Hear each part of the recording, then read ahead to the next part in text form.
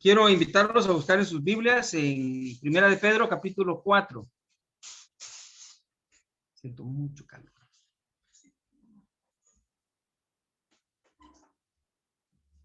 Primera de Pedro, capítulo 4, y en el versículo 7.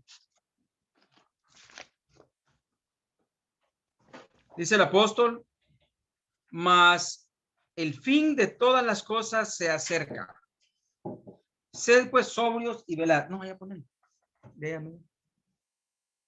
Mas el fin de todas las cosas se acerca. Sed pues sobrios y velad en oración.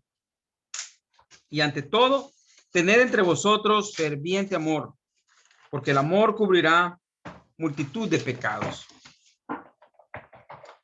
Es sumamente interesante, hermanos, la manera en que el apóstol Pedro habla del fin de las cosas,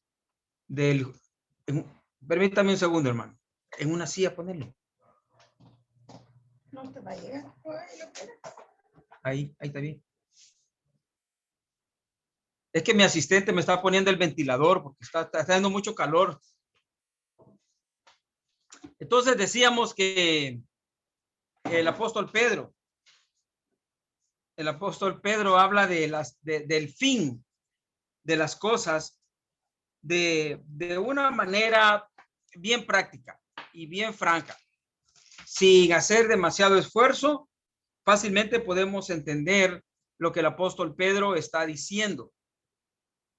Y siendo que somos personas de fe, le damos valor. Para cualquier otra persona que no tenga fe en las escrituras y en lo que ellas dicen, esto sería nada más como asustar con el petate del muerto, ¿verdad? Que el fin se acerca. Recuerdo una expresión que mi abuelo, por parte de mamá, me dijo una vez, cuando intentábamos evangelizarlo, porque lo llevamos a la iglesia a que nos visitara, pero nunca logramos bautizarlo. Pero una de las cosas que él me dijo me llamó mucho la atención.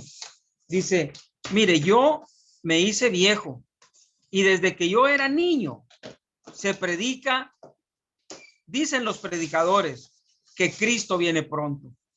Me hice viejo y Cristo no vino. Bueno, definitivamente así tenía que ser, porque la palabra de Dios dice que los tiempos de Dios son distintos a nuestros tiempos. Pero cuando el apóstol Pedro dice que el fin de las cosas se acerca, para nosotros es un llamado de atención.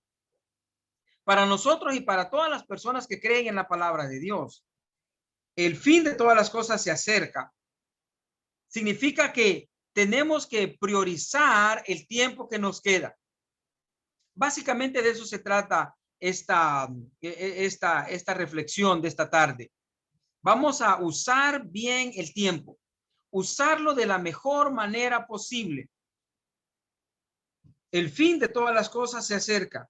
Sed pues sobrios y velad en oración, dice el apóstol. Yendo a lo más espiritual que una persona puede ser, deberíamos de estar dedicados a la oración mucho más de lo que normalmente lo hacemos.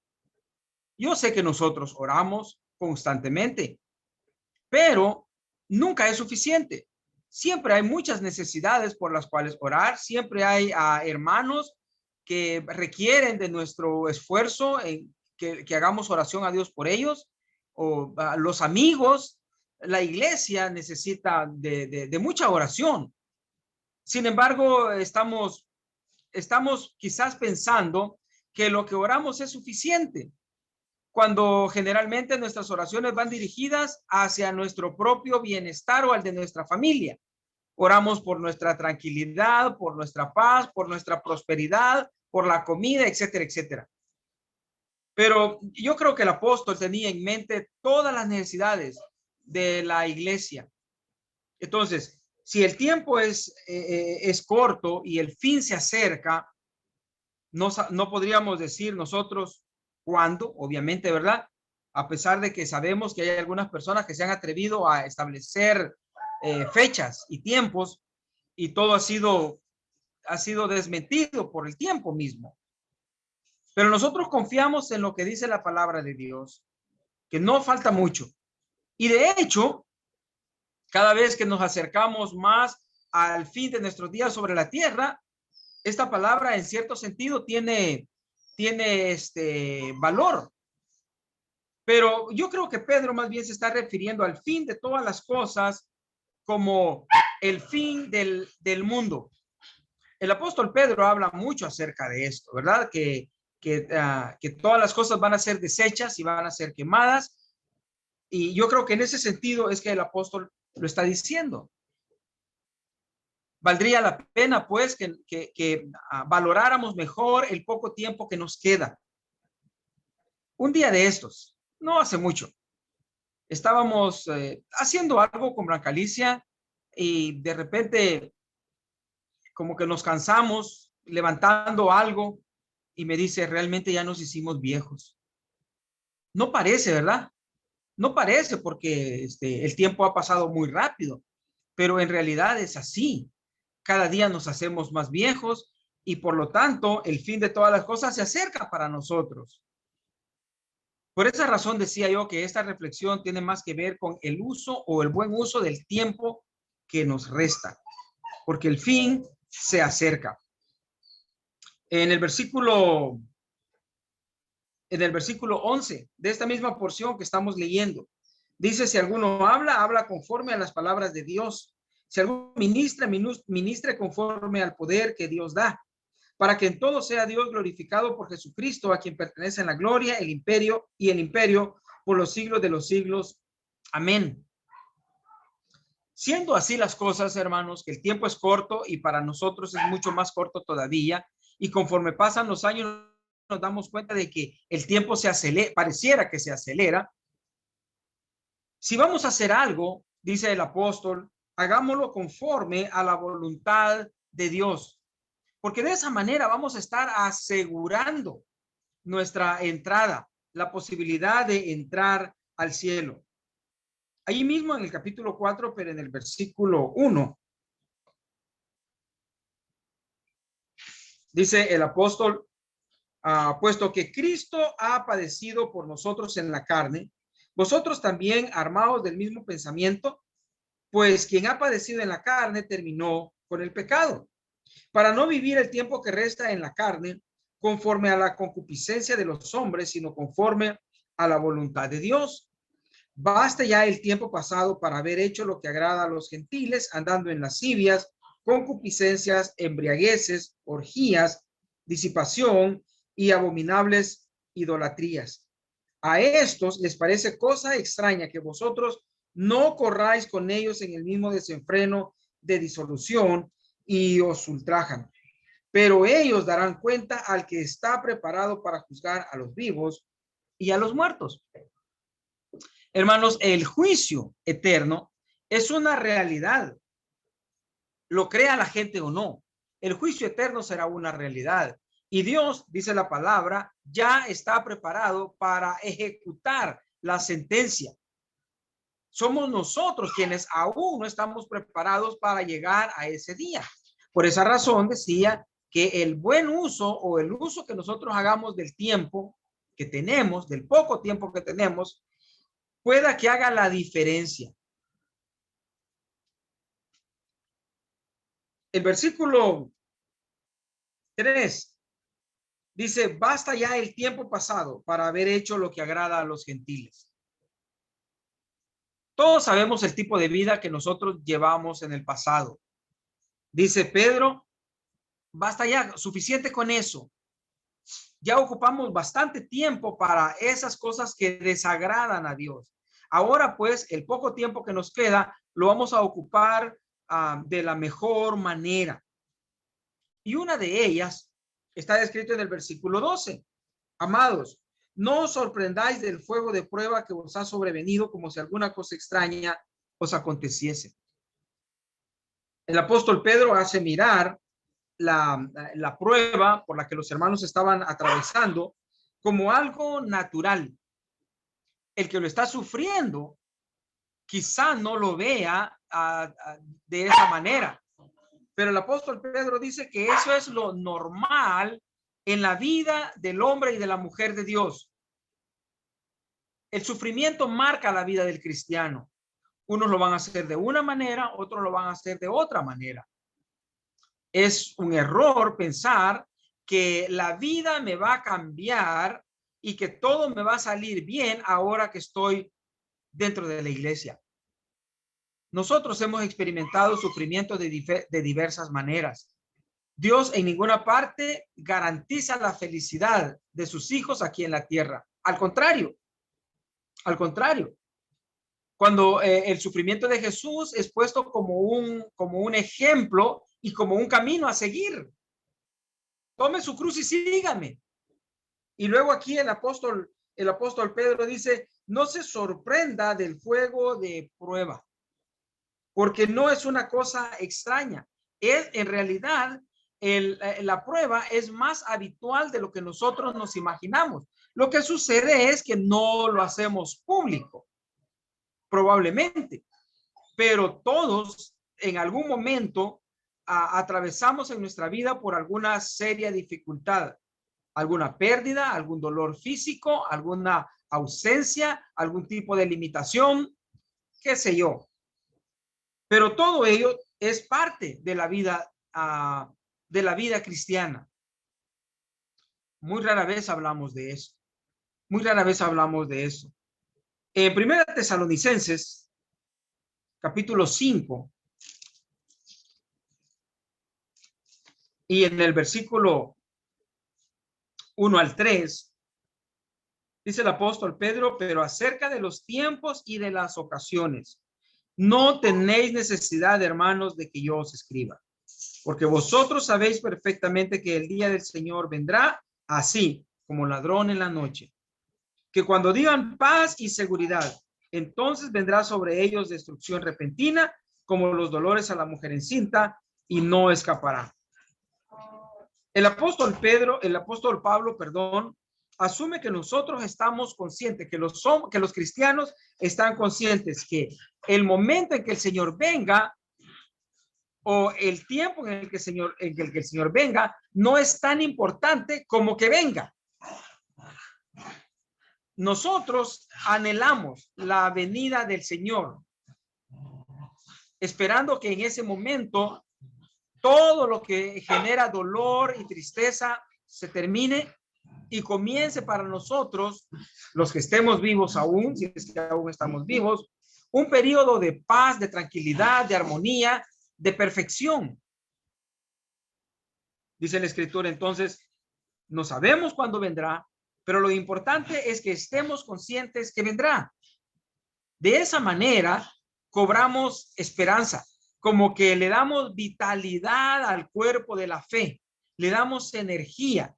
Y el sufrimiento, cuando lo vemos desde esa óptica, entonces lo menospreciamos. No importa qué tanto podamos estar padeciendo. Si tenemos la esperanza, la convicción de que el Señor al venir, como dice la Escritura, enjugará toda lágrima y cualquier clase de dolor o de sufrimiento pasará. Necesitamos entonces, hermanos, como dice la Escritura, en 1 de Pedro capítulo 4 y en el versículo 7, sed pues sobrios y velad en oración. Dice el apóstol Pedro que una buena manera para aprovechar el tiempo es estar en sobriedad, conscientes. Necesitamos gente consciente, gente que no viva el día sin saber lo que está sucediendo. Por ejemplo, una forma cómica de entender este punto. Todos celebramos los cumpleaños, ¿verdad? Pero ¿de veras será un motivo de celebración? Bueno, por una parte sí, pero como me decía una ancianita, a mi edad los cumpleaños ya no se celebran. Decía esta ancianita, a mi edad los cumpleaños ya no se celebran, porque cada cumpleaños significa que me acerco más a la partida de esta tierra. Y eso a ella la entristecía mucho. Hermanos, necesitamos sobriedad para saber que el poco tiempo que nos queda lo podamos ocupar apropiadamente. Hay tantas cosas que hacer, hay tantísimas cosas que hacer. Ahora creo más que antes, hay más distractores en el mundo.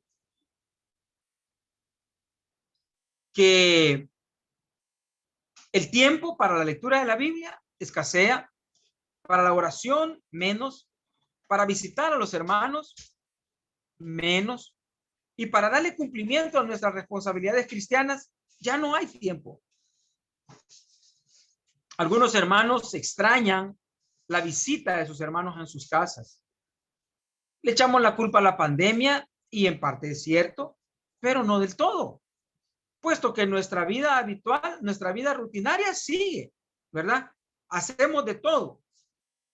Cumplimos con todas nuestras responsabilidades sociales, compromisos de trabajo, lo que sea, pero no visitamos a los hermanos por la pandemia.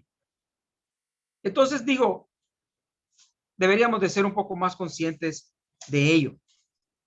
Dice el apóstol entonces que basta ya el tiempo pasado de haber hecho lo que agrada a los gentiles. El tiempo que queda, vamos a intentar ocuparlo de una mejor manera. Una persona madura sabe aprovechar su tiempo y ya no lo pierde de manera vana o, como dice el apóstol Pablo, en discusiones necias. En Mateo capítulo 24,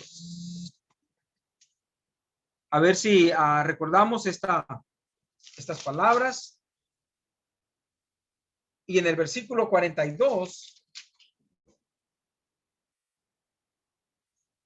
dijo Jesús: velad pues, porque no sabéis a qué hora ha de venir vuestro Señor. Es la misma idea, ¿verdad? Velad pues, porque no sabéis la hora. El apóstol Pedro dice: estén sobrios, atentos y velen en oración. La idea de velar en oración está bastante difundida en el Nuevo Testamento, porque la oración es la que nos va a proporcionar las herramientas necesarias para poder salir bien librados en el día a día. Necesitamos pues entonces vivir, como dice la Escritura, sabiamente. De esta manera nos estamos preparando para el fin del mundo. Y en Primera de Pedro, en el capítulo 5 y en el versículo 8, nuevamente dice el apóstol Pedro: sed sobrios y velad. Sed sobrios y velad. Solo que aquí da una razón más, porque vuestro adversario, el diablo, como león rugiente, anda alrededor buscando a quien devorar, al cual resistir firmes en la fe, sabiendo que los mismos padecimientos se van cumpliendo en vuestros hermanos en todo el mundo. Así que en esta ocasión el apóstol da un argumento todavía más fuerte en el sentido de estar atentos, sobrios y velando, porque Satanás siempre estará buscando la ocasión, el momento. Algunas veces pienso que quizás Satanás nos conoce mejor que nosotros mismos, puesto que somos presa fácil, puesto que no nos damos ni cuenta el momento en el que le fallamos a Dios. El apóstol Pedro advierte que nuestra vida, nuestra nueva vida, debería de ser dirigida por el amor, y que todas nuestras actividades deberían de estar dirigidas hacia nuestros hermanos necesitados. Miren lo que dice en el versículo 8 y 9. Ante todo, tened entre vosotros ferviente amor, porque el amor cubrirá multitud de pecados. Hospedaos los unos a los otros sin murmuraciones. Claramente el apóstol pues da una orden directa a los hermanos. El amor debe de ser la regla de oro en todas nuestras actividades. Siempre habrán hermanos más necesitados que otros. Siempre tendremos oportunidad de hacer bien a otros, sin excusa y como dice la Escritura, sin murmuraciones. Si amamos a los hermanos, como dice la Escritura, vamos también a perdonar sus faltas. Van a haber faltas, obviamente van a haber faltas, puesto que todas las tenemos, pero el amor cubrirá multitud de pecados. Y el amor también cubrirá las faltas. Vamos a saber disculpar las imperfecciones de nuestros hermanos.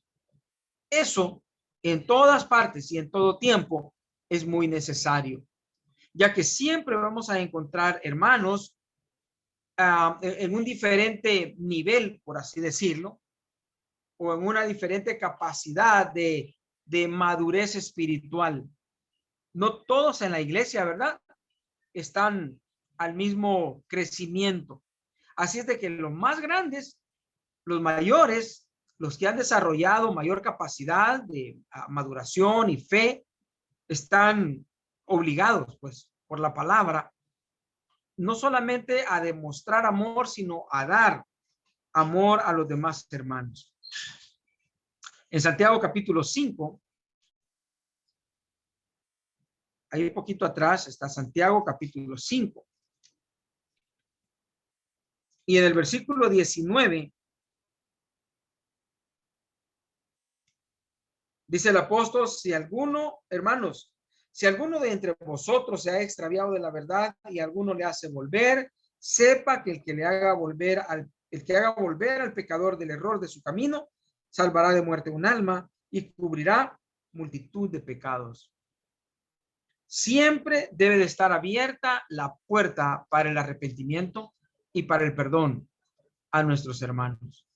Esa es una tarea que nunca va a pasar de moda, puesto que siempre habrá hermanos que por algún motivo se han desviado, se han descarriado o han dejado de reunirse.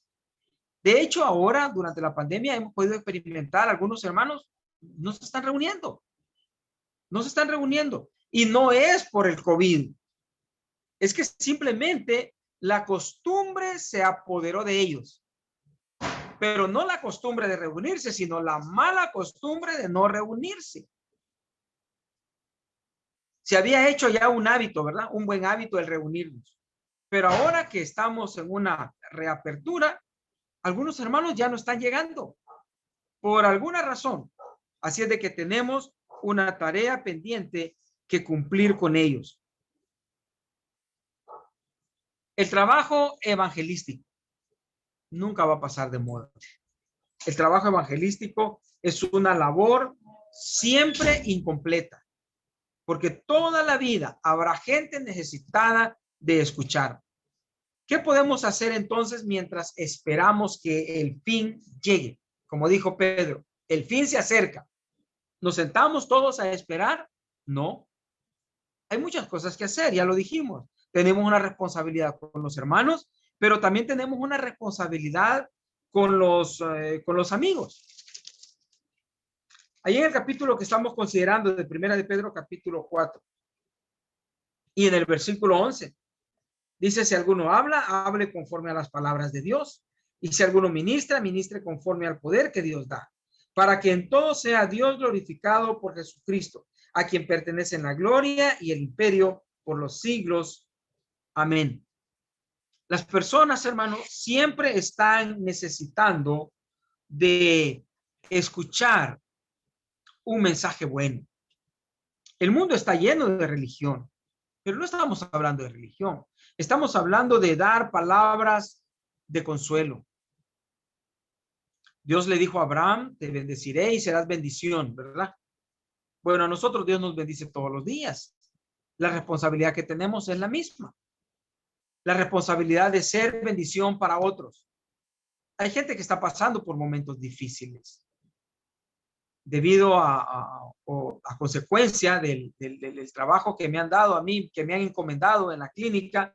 Diariamente estoy mirando gente gente enferma, ¿verdad? Obviamente, gente pobre, gente que necesita escuchar que Dios les puede ayudar. Una cosa interesante es que no he encontrado a nadie que refute esa idea. Dios le puede ayudar. Pídale a Dios. La gente no dice no. La gente muestra esa apertura. Cuando mencionamos a Dios en una conversación, todo se vuelve más suave. Así es de que con confianza, hermanos, y sin temor, invitemos a las personas a buscar a Dios, a involucrar a Dios en sus vidas para que las cosas les vayan mejor. Quizá no sea sugerible comenzar a hablar del evangelismo personal inmediatamente con alguien que ni siquiera conocemos, pero podemos sugerirle que invite a Dios en su vida. Dios puede ayudar con sus hijos, con su esposo, con sus enfermedades. Dios puede ayudar a solucionar esos problemas. La gente quiere escuchar eso. La gente quiere escuchar palabras de consuelo. En el libro de Tito, capítulo 2, aquí lo tenemos cerca. Tito, capítulo 2 y versículo 1. Dice, tú habla lo que está de acuerdo con la sana doctrina. Habla lo que está de acuerdo con la sana doctrina. Es justamente lo que debemos hacer. Hermanos, la palabra de Dios es para todos, ya lo sabemos, ¿verdad? Y nosotros somos los responsables de que la palabra de Dios llegue a oídos de mucha gente. Procuremos que toda la gente que está a nuestro alrededor tenga la oportunidad de escuchar. Si obedeció o no obedeció en su momento, Dios dirá. Pero nosotros finalmente cumplimos con nuestra responsabilidad. Y haciendo esto, hermano, nos estamos preparando para el juicio. Porque no vamos a tener excusa, pues. ¿Se recuerdan la parábola de los talentos? Cuando dice la escritura que el señor de la hacienda, de la propiedad, dio 5, 3 y 1 talento. Y en la proporción en que él había dado talentos, así esperó que le devolvieran los talentos más su ganancia. Así es de que aquellos que recibieron 1, pues Dios no le va a pedir 10, le va a pedir 1. A todos Dios nos va a demandar porque a todos Dios nos ha dado talentos. Así es de que haciendo eso, nos estamos preparando para el juicio. Todos recordamos a nuestro querido hermano Mel, la forma en que él lo decía. Cuando Dios me llame, decía, yo quiero llegar con una buena carga y decir, Señor, este es mi trabajo, esta es mi labor. Realmente es hermoso, es inspirador querer imitar justamente ese tipo de trabajo. Siempre en Primera de Pedro capítulo 4, pero en el versículo 12, dice, amados, no os sorprendáis del fuego de prueba que os ha sobrevenido, como si alguna cosa extraña os aconteciese, sino gozaos por cuanto sois participantes de los padecimientos de Cristo, para que también en la revelación de su gloria os gocéis con gran alegría. Hermanos, gozarse por los padecimientos es una situación que quizá muy pocos han podido experimentar, ya que normalmente ante los padecimientos lo que hacemos es quejarnos de la condición de pobreza, de enfermedad, de limitación, etcétera, etcétera, etcétera. Pero cuando un hombre está participando de los padecimientos de Cristo en medio de sus tribulaciones y siente la alegría espiritual al saber que Dios está con él y que esto pronto va a pasar, es un hermano digno de toda nuestra admiración y respeto, porque en verdad ha comprendido el verdadero propósito del sufrimiento en el hombre de Dios. Muy pocos, estoy consciente que muy pocos lo han alcanzado, pero es una aspiración a la que todos deberíamos de querer llegar. Encontrar el gozo en medio del sufrimiento. Como cuentan las escrituras o las historias del pasado, de los cristianos del primer siglo, de cómo ellos en medio del sufrimiento estaban cantando. Es una cosa admirable. No se estaban quejando, simplemente estaban cantando, estaban confiando en su Dios. Bendito Dios por eso. Ojalá y nosotros también pudiéramos hacer eso. Cuando sufrimos con paciencia, hermano, nos preparamos para el día del juicio. Debemos pues debemos de ser más como Él y menos como la mayoría de la gente. La palabra de Dios cuenta de Jesús, quien miró la cruz menospreciando el sufrimiento que ahí podía tener. A pesar de que sabía todo lo que iba a sufrir, no lo evitó.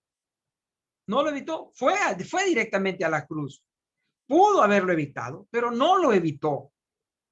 Cumplió con el propósito por el que vino. Probablemente nosotros quizá no hemos descubierto aún el propósito. En el camino lo vamos descubriendo. Y quizá por eso no miramos el gozo en medio del sufrimiento, porque creemos que no lo merecemos. He escuchado a algunas personas decir que no quieren vivir aquí, que no quieren estar en esta familia, que no quieren estar con estas personas. Pero no se dan cuenta que Dios obra con cada gente en cada lugar. Claro, para esto se necesita tener fe en realidad, fe en la palabra de Dios y fe en la escritura y en la voluntad de Dios, que la voluntad de Dios se cumple en cada uno. Si nosotros miramos nuestras pruebas como venida de Dios, como dice la escritura, que Dios a todo el que toma por hijo disciplina, ¿verdad? Cuando miramos la disciplina así de esa manera, nos vamos a alegrar. ¿Cuántos de nosotros no hemos escuchado gente mayor decir, si mi papá o si mi mamá no hubiese sido estricto conmigo, yo no hubiera logrado ser lo que soy ahora? Bueno, es lo mismo con Dios. Dios nos quiere bien, por eso nos disciplina. Cuando entendemos eso, hermanos, la disciplina siempre será bien recibida. De esa manera estaremos afirmando lo que somos. Somos auténticos hijos de Dios y todo aquel hijo de Dios va a sufrir la disciplina de Dios, porque Dios quiere que seamos perfectos. La perfección no se alcanza de la noche a la mañana ni con baratijas. La perfección se alcanza con sufrimiento. Haga el favor de ir conmigo a Santiago capítulo 1. Santiago capítulo 1 y en el versículo 2. Hermanos míos, tened por sumo gozo cuando os halléis en diversas pruebas. Santiago va aún más allá, hermanos. Santiago no solamente dice que hay que mirar el gozo en medio del sufrimiento, sino él dice que es tener por sumo gozo. La palabra sumo indica lo más alto que una persona puede llegar a sentir o a experimentar algo.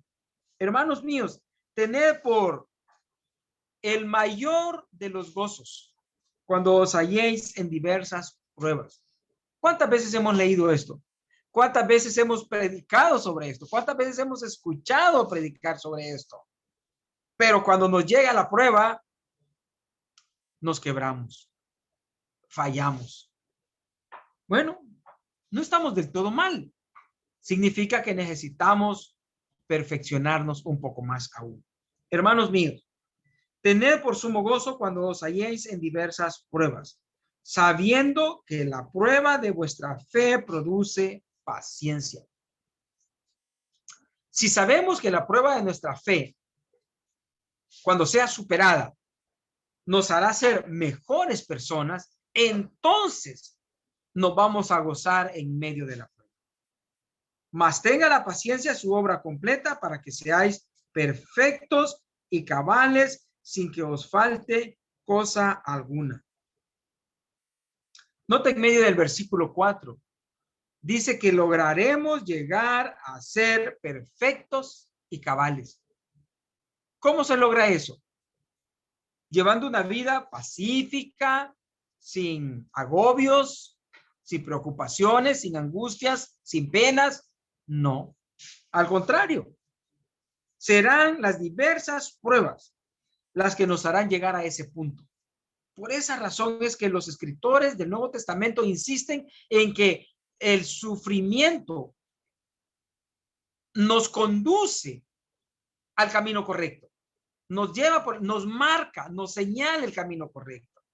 Es que cuando estamos en un momento de nuestra vida, cuando estamos atravesando un periodo de nuestra vida donde todo es paz y felicidad, habría que dudar un poquito si realmente estamos haciendo las cosas bien para Dios. Porque Dios siempre está poniéndonos en aprietos. Dios siempre nos está poniendo en aprietos. El mismo apóstol Pablo dice que él tuvo que pasar hambre. Tuvo que pasar hambre y sed cuando estaba en medio del mar. Bueno, todo tenía un propósito. Y cuando el hombre de Dios entiende que todo tiene un propósito, entonces simplemente espera en la voluntad de Dios. Hermanos, el juicio final llegará. No lo podemos evitar. Nadie lo puede evitar. Todos vamos a participar de él. Y según lo que hayamos hecho, dice la palabra de Dios, recibiremos la recompensa. Según lo que hayamos hecho mientras estuvimos en el cuerpo, sea bueno y sea malo. La palabra de Dios dice que el juicio será según verdad. No habrán como sobornos, algo que es tan común aquí, ¿verdad? En nuestro medio. No habrán sobornos. No habrá manera de comprarle la voluntad a Dios. Todo será según verdad. Si lo hizo, lo paga. Si lo hizo, lo paga. El juicio, hermanos, marcará nuestro destino final. Todo dependerá entonces del criterio divino. No habrá nada que nosotros podamos hacer en ese momento para cambiar la voluntad de Dios sobre nuestra vida, sobre nuestros destinos. Pero ahorita todavía podemos hacer algo. Ya en ese momento no habrá nada más que hacer. Pero mientras estamos acá, estamos escuchando, estamos prestando atención, estamos reflexionando sobre esto. Entonces, bueno, ¿qué podemos hacer? Dado que el tiempo es corto y que, como lo dice Pedro, el fin de todas las cosas se acerca. El fin de todas las cosas se acerca. ¿Qué podemos hacer, hermanos? La mejor cosa que podemos hacer es prepararnos para cuando ese momento llegue. Mire, desde cuándo se viene anunciando el fin. Dios da tiempo. Dios no va a agarrar de sorpresa a nadie. Ese evento será el evento más anunciado.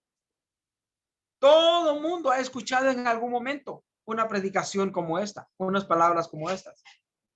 Si no cambia, es porque no quiere, no porque no se lo hayan advertido. Así como se cumplen las bendiciones de Dios en nosotros, hermanos, también se cumplen las advertencias. Una es esta. Si hacemos las cosas bien, habrán buenas noticias para nosotros. Si hacemos las cosas mal, tendremos muy malas noticias. Les quiero agradecer, hermanos, por su tiempo. No sé ni cuánto tiempo estuve predicando, creo que no fue mucho, pero les quiero agradecer por su tiempo.